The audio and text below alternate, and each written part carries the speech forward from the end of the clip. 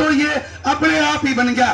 बस एक बात प्रशासन से है, जैसे मुश्किल से हमने पोस्टमार्टम रिपोर्ट ली परसों, 5 घंटे लगातार जद्दोजहद करके, इंस्पेक्टर सत्यनारायण जी थे, उनके साथ जद्दोजहद करके पोस्टमार्टम मिली। और फिर उसके बाद हमने उसी दिन उनसे कहा था कि क्या एफआईआर उन सेक्शनों में दर्ज हुई है। सेक्शन 70 होता है बीएनएस का, जिसमें गैंग रेप होता है।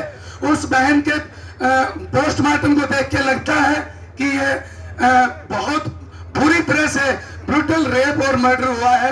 उसके हिसाब से देख के एक नहीं गैंग रेप सिद्ध होता है।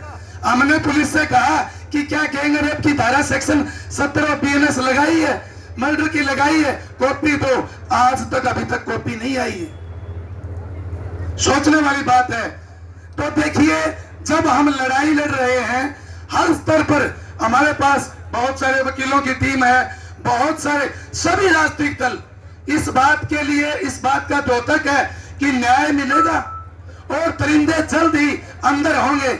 लेकिन एक बात माननी पड़ेगी साथियों, क्योंकि सभी हमारे साथ हैं और जो समझदार लोग हैं वो कोई छोटी बात भी नहीं करता।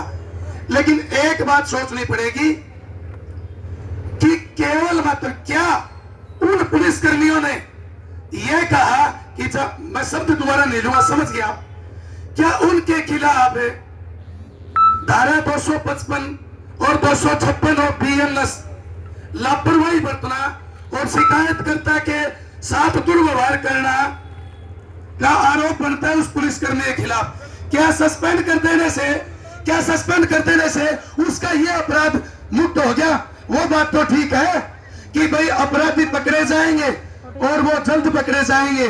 उस जल्द का 5 दिन तक तो वह जल्द आई को नहीं। एक छोटी सी बात बताऊं, उनके खिलाफ इन धाराओं में मुकदमा दर्ज होना चाहिए।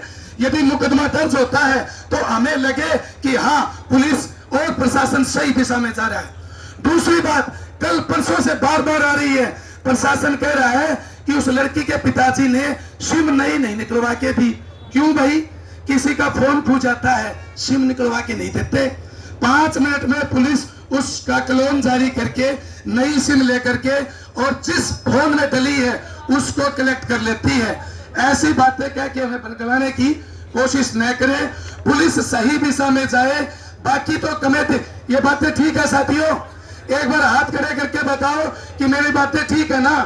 तो ठीक है, तो प्रशासन के नुमाइंदे, सरकार के नुमाइंदे हमारे बीच में हैं। हम उनसे भी करबद्ध निवेदन करते हैं और सीबीसीआईडी सिक्योरिटी के लोग खड़े हैं, उनसे भी उनको बताना चाहते हैं कि आप प्रशासन को बताओ कि सही दिशा में जांच को ले जाओ। दोषी चाहे मैं हो, रवि हो या यहाँ कोई बैठा कोई भी हो, उसको उठा के पानी की टंकी में गिरो और 2 मिनट में उगल देगा। तो अभी इसी यकीन, विश्वास और भरोसे के साथ कि हम गांधीवादी तरीके से अहिंसात्मक धरने को चला रहे हैं।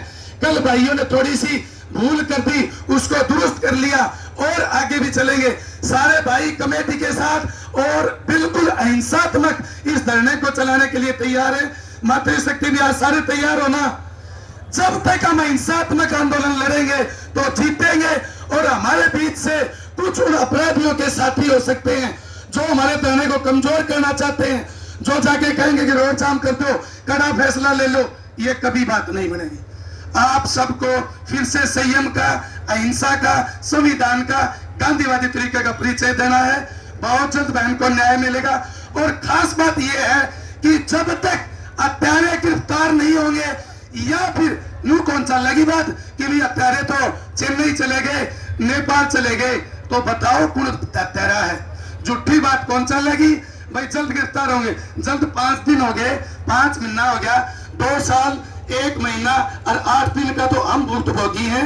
एक की गला रेत की हत्या हुई थी, आज तक सुराग कौन लग गया? तो प्रशासन को पता होना चाहिए कि यहाँ बहकाने, बहलाने, फुसलाने की जरूरत नहीं है। सकारात्मक एक कदम चले, हम 4 कदम चलेंगे इसी विश्वास के साथ कि हम सब अहिंसात्मक आंदोलन चलाएंगे। आप सबका बहुत बहुत धन्यवाद।